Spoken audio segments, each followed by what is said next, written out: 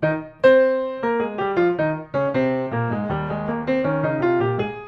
안녕하세요. 오늘은 간단한 이제 다이마루 저지 스타일 옷을 만들어 볼 건데요. 자, 요런 스타일이고, 기본 사이즈는 이제 네이버 카페에 등록을 해놨고, 이제 그레이딩 된 사이즈는 쇼핑몰에서 구매가 가능합니다. 사실 기본 스타일이라 가지고 있는 옷 혹은 패턴들이 이미 많으실 거예요. 근데 여기서 다뤄볼 거는 단순히 제작 과정만 보는 게 아니라 다이마루 원단을 만드실 때 유의할 점을 같이 다뤄볼 거고, 이 옷을 만드는 그냥 간단하게 옷만 만드는 설명서만 보고 싶다 하시는 분들은 이제 다른 영상으로 또 등록이 되어 있기 때문에 여기 스타일 번호로 검색을 하시면은 이제 찾아보실 수 있습니다. 자, 이번 영상에는 제가 말을 많이 할 거라서 시간이 좀 길어질 거예요. 그러니까 나는 이미 만들 줄 안다 하시는 분들은 이제 넘어가셔도 되겠습니다. 자, 우선 이제 저는 패턴을 캐드로 뽑았는데, 사실 이제 인터넷에 등록하는 스타일하고 약간 다른 부분이 있어요. 뭐냐면은 시접 크기. 저는 이제 테두리에 1cm 시접을 줬고 밑단에는 스티치보다 0.5 시접을 더 줬습니다. 하지만 저는 여기서 잘라낼 거예요. 그 이유를 제작 과정에서 설명을 드릴 거고, 아마 다운로드 받으시는 스타일 그리고 쇼핑몰에서 구매하시는 그 옷은 이제 시접이 좀 작을 수도 있습니다. 그 이유는 제가 제작 과정에 설명드릴 거고, 원단 신축성 혹은 이제 축률이 걱정되시는 분들은 꼭 선세탁 후에 다리미로 다려가지고 제작을 해주세요. 그리고 이전 영상에서 보여드렸다시피 다이마루도 이제 재단하다 보면 많이 흔들리거든요. 그러니까 꼭 신문지나 얇은 종이 밑에 깔고 이제 원단을 올려놓고 패턴 배치를 해서 재단을 하겠습니다.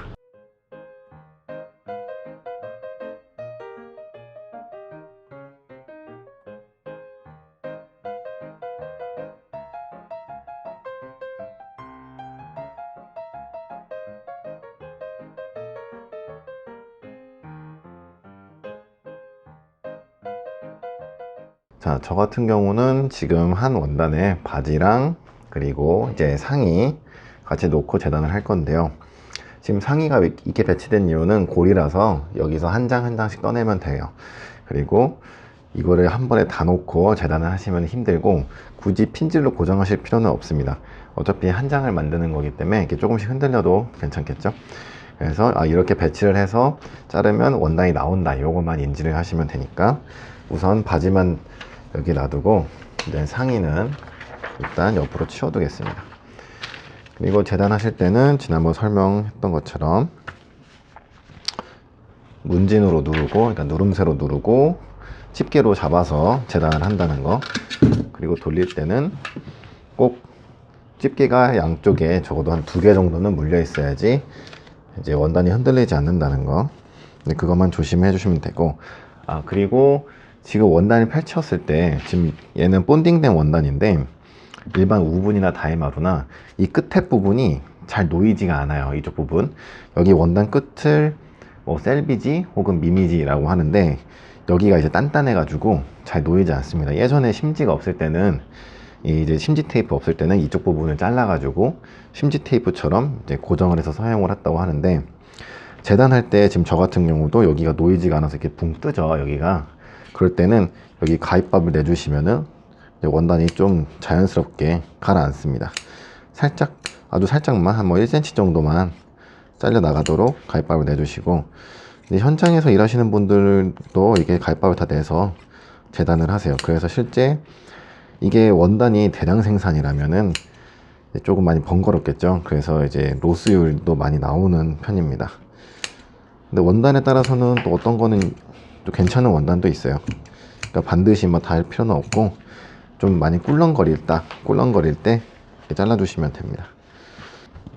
자, 여기 밑에서 잘랐고, 그리고 결을 맞추실 때 사실 이제 패턴 결이 중요한 게, 이게 약간 틀어져 있다 그러면은 전체적으로 좀 바이어스가 좀 더 지는 거죠.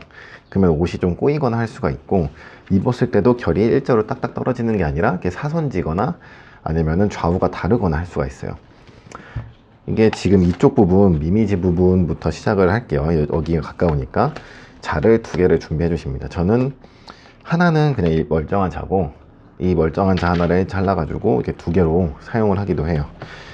이게 어떻게 하느냐, 여기 결선이 있죠. 여기 결선에서 똑같은 거리가 되도록, 이제 미미지나 혹은 반대쪽에서 측정을 하셔도 괜찮아요. 똑같은 거리가 되도록 이제 위아래 끝에서 측정을 해줍니다. 지금 보시면은 22cm 지점이 오는데 밑에는 좀 더 같네요.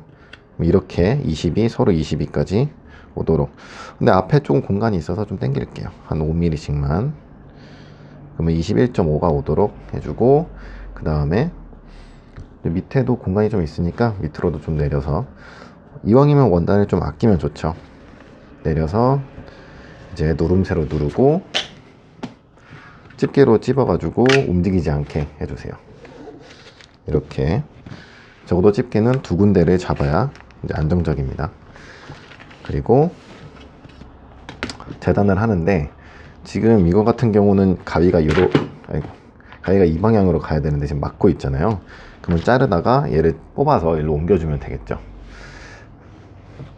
그러면은 먼저 재단을 해볼게요. 우선 자르기 편한 곳부터 잘라줍니다. 그리고 저 같은 경우는 원래 그리고 이렇게 외곽을 그리고 자르기도 하는데, 이렇게 집게로 잡고 재단을 할 때는 굳이 그리지 않아요. 원단 끝에가 이제 많이 흔들릴 경우가 생기기 때문에 이왕이면은 그리지 않고 재단을 합니다. 물론 그리고 할 때가 조금 더 재단이 편하긴 합니다. 이 종이가 좀 꿀렁꿀렁거려서. 그리고 이런 짜투리 부분은 바로바로 잘라서 버려주세요. 그게 재단이 좀 더 이제 깔끔하게 잘 되더라고요. 어차피 저런 부분 쓸 수가 없기 때문에.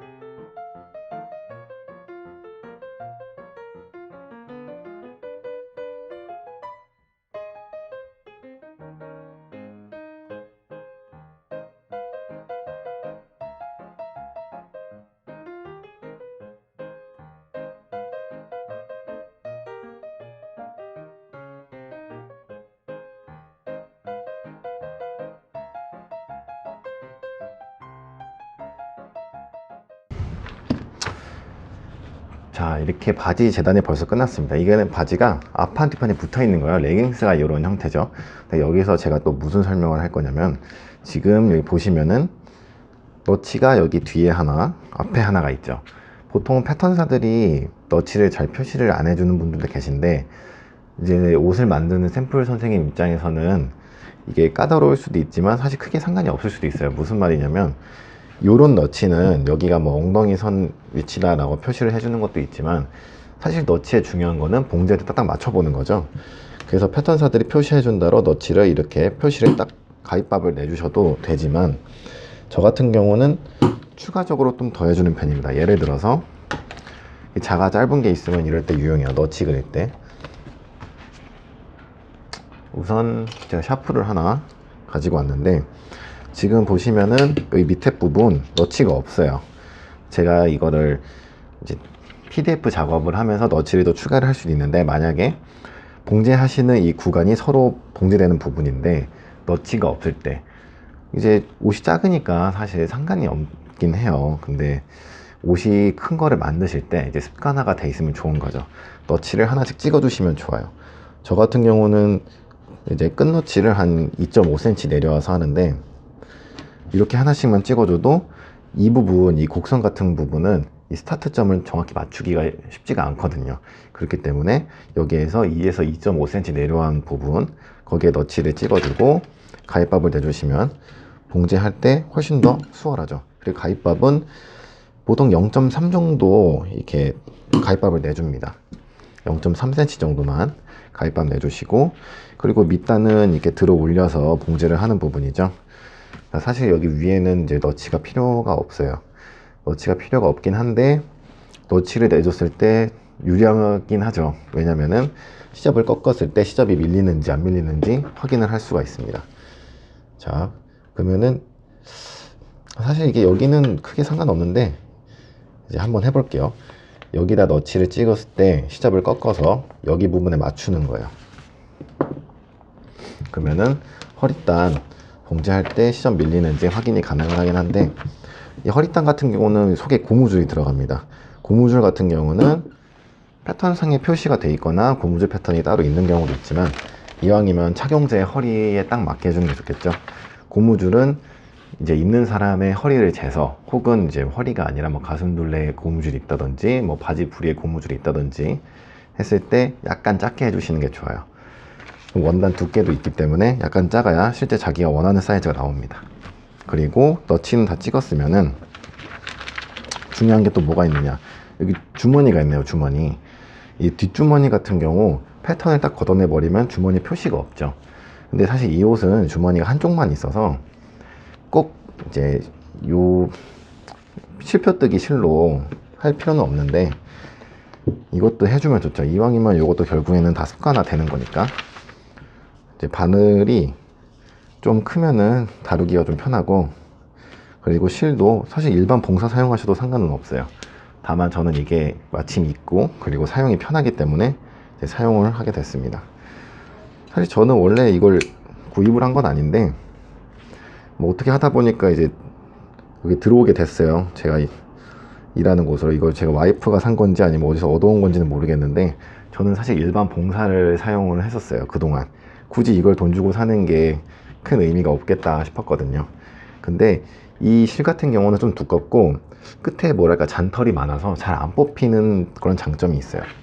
그리고 실표뜨기 할 때는 밑에 딱딱한 거, 특히 자 같은 거 깔아주고 실표뜨기를 해주면은 좀 더 수월합니다. 흔들리지 않게 집게로 좀 잡아주고, 실표뜨기 할 때는 위치만 볼 수 있으면 되니까 여기 한번 푹 찔러서 맨 밑에까지 푹 찔러서 나오게 해줍니다. 그리고 실표는 겉으로 적어도 한 4cm씩 나오도록, 너무 짧게 하면은 뽑혀요. 이게 좀 길이가 되도록 잘라주고, 그리고 주머니 위치는 보통 위에 2개만 표시를 해줍니다. 그리고 밑에는 그냥 자연스럽게 딱 맞는 위치에다가 봉제를 해주죠.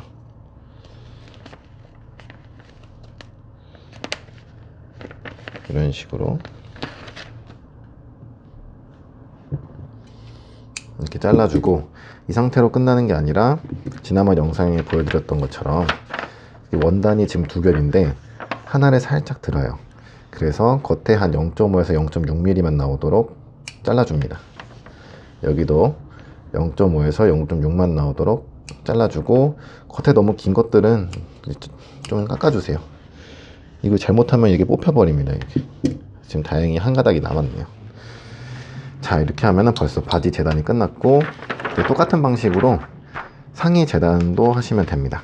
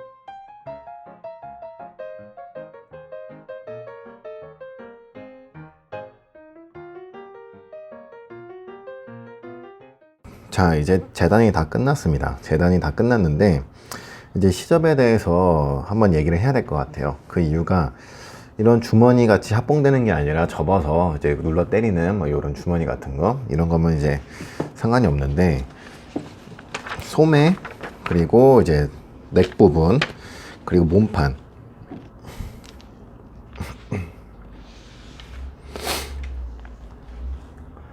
네, 이런 부분은 사실 시접이 0.7cm, 이제 인치로 따지자면 한 4분의 1인치 정도, 그 정도만 있어도 됩니다. 이게 그때그때 다른 이유가 무엇이냐면은, 봉제를 하고, 그러니까 본봉으로 봉제를 하고 시접 처리를 오버록으로 할 건지, 그리고 그냥 오버록으로 휙 하고 끝내버릴 건지, 이제 그 차이가 있는 거거든요. 공장에 갈 때도 우선은 시접을 짧게 재단하면은 이제 키울 수는 없으니까 시접을 좀 크게 가지고 가서 이제 재단하시는 분, 그리고 이제 공장장님하고 이야기를 좀 해요.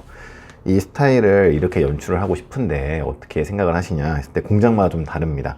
공장에서 어떤 데는 뭐 1cm 달라 하면은 이 시접 1cm를 오버록을 치면서, 오버록에 이제 칼이 달려 있죠. 그리고 제가 이제 오버록이 있으신 분도 있고 없으신 분도 있는데, 그 칼 부분이 시접을 이제 깎아 먹으면서 들어가요.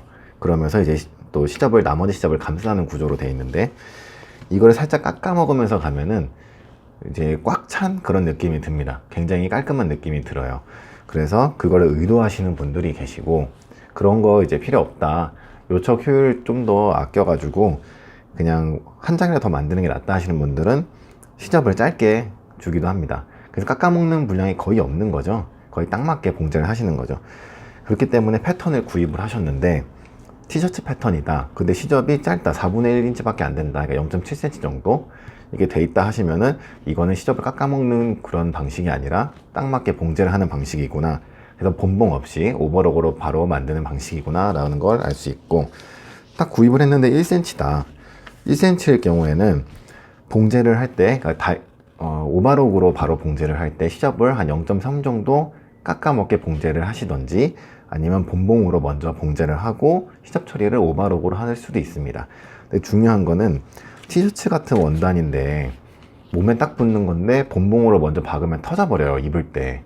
그렇기 때문에 실루엣도 좀 중요해요. 엄청 루즈한 그런, 좀 뭐랄까, 한 두 사이즈 정도 크게 입은 것 같은 그런 느낌의 옷이라면 사실 본봉으로 봉제를 해도 터질 일이 거의 없겠죠, 원래 큰 옷이니까. 근데 몸에 딱 붙는 옷이다 그러면은 무조건 신축성이 있는 재봉을 하셔야 됩니다. 혹시 다이마루가 아니라 직기 봉제밖에 못 하시는 분들, 뭐 예를 들어서 오버록이 없으신 분들이겠죠. 오버록이 없으신 분들은 일반적인 티셔츠 원단이 또 올이 안 풀려요, 또. 그렇기 때문에 본봉으로 봉제가 가능은 합니다. 오버록이 없어도 시접 처리 안 해도 되니까. 다만 큰 옷을 만드세요. 입어서 이제 완전 이제 루즈핏한 그런 큰 옷을 만드시면 됩니다. 우선 저는 이번 시간에는 본봉을 어디다만 쓸 거냐면은 주머니, 여기 상침하는 부분, 주머니 상침 여기에 사용을 하고, 그리고 끝단, 사실 끝단 같은 경우도 굳이 이제 본봉 사용 안 해도 돼요. 지금 이제 패턴에는 어쩔 수 없이 이렇게 스티치 표시를 했는데, 일반 본봉으로 박으면은 잡아당겨서 터지기 때문에 이제 루즈한 옷은 본봉으로 하시되, 좀 몸에 붙거나, 이제 이것은 이제 애기 옷이죠. 그렇기 때문에 많이 활동성이 좀 필요하고, 옷을 입히고 벗길 때 좀 확 잡아당기는 그런 부분이 있어서 손바느질로 하셔도 됩니다. 이렇게 아니면 지그재그로 봉제를 하셔도 돼요. 아무튼 제가 여기에서 본봉을 사용하는 건 이 주머니 부분, 이 주머니 부분에 본봉을 사용할 거고, 나머지 부분은 오버록으로 처리를 할 거다, 이 부분 알아두시면 될 것 같고, 그리고 마지막으로 한 가지, 봉제 순서인데 이제 많이 언급되는 부분 중에 하나가 소매 부분. 소매 달 때 어떻게 해야 하는가. 사실 어떻게 해야 하는지는 다 아세요. 다만 지금 여기 앞판하고 뒷판이 있죠. 보통 일반적인 소매는 아마 이제 쉬운 방법을 이제 추구하시는 분들이라면, 이제 몸판을 딱 놓고 어깨를 먼저 합봉을 하고, 그 다음에 소매를 이 아몰에 합봉을 하고, 옆선부터 올라와서 소매까지 이어지는 이 옆선 봉제 혹은 왁기 봉제라고 합니다. 왁기가 이제 옆선을 의미하거든요. 이제 그렇게 하시고, 그리고 조금 어려운 봉제는 어깨 연결하고 몸판 옆선도 연결해서 이 암호를 동그랗게 만들어 놓은 다음에 소매도 이 옆선 연결을 해서 이런 형태를 딱 갖다 붙이는 이제 그런 식으로 많이 알고 계시죠. 근데 사실 이거는 난이도의 문제라기보다는 어떤 실루엣을 추구할 것이냐에 대한 문제예요. 암호를 만들어 놓고 소매를 이 원통 형태의 소매를 붙이면은 소매가 정말 딱 이런 형태로 깔끔하게 딱 떨어집니다. 딱 요 원형 형태로 깔끔하게 떨어진다는 말은 깔끔한 스타일에 어울린다는 거겠죠. 뭐 예를 들자면 자켓, 코트 뭐 그런 스타일이고, 처음에 얘기했던 어깨에 먼저 연결하고 소매 연결하고 그 다음에 옆선을 연결하는 거는 편한 스타일에 많이 연출을 하게 됩니다. 왜냐면은 봉제를 할 때 이 옆선 이 부분이 자연스럽게 봉제가 되려면은 일단 소매산이 낮아야 돼요. 스타일 자체가 소매산이 높으면은 여기가 확 꺾여서 오버록이 잘 안 갑니다. 소매산이 낮은 옷들은 대부분 티셔츠 혹은 뭐 셔츠들, 이런 옷들 특징이 뭔가요? 편한 거죠. 팔 들기가 편한 거예요. 그렇기 때문에 봉제 순서도 결국에는 본인이 원하는 대로 진행을 하시면 된다. 지금 이 스타일 같은 경우는 어떨까요? 지금 몇 번 언급을 했지만 편한 게 굉장히 중요한 거죠. 이거는 이제 제 아들 사이즈인데 아들이 입을 옷이기 때문에 이제 신나게 뛰어놀고 해야 되기 때문에 편한 게 중요합니다. 그래서 어깨 연결하고 소매 연결하고 그 다음에 옆선을 한 번에 봉제를 할 거예요. 자, 그러면 이제 봉제를 시작을 해 보겠습니다.